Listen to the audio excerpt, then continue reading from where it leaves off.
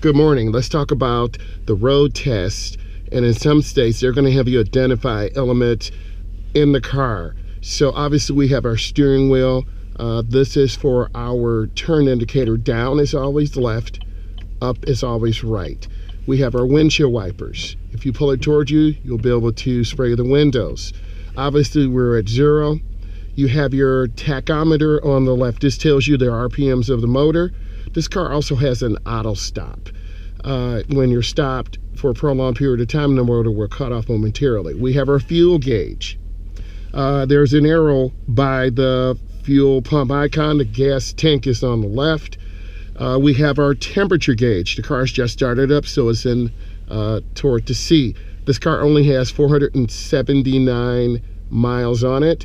The car's in drive because the D is highlighted. If I put it up to P, the park will be highlighted. We're headed east. It gives you directions.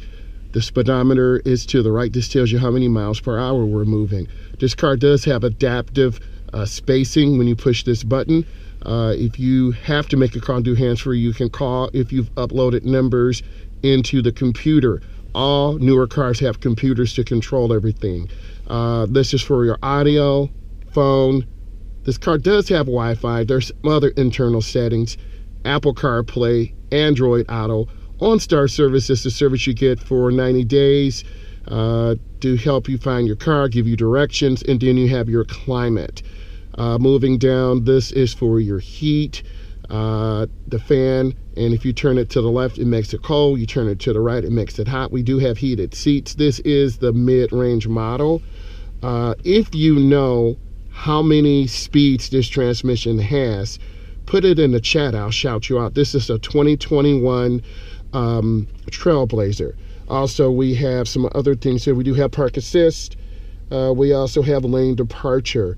So this vehicle has some nice cloth interiors, pretty nice.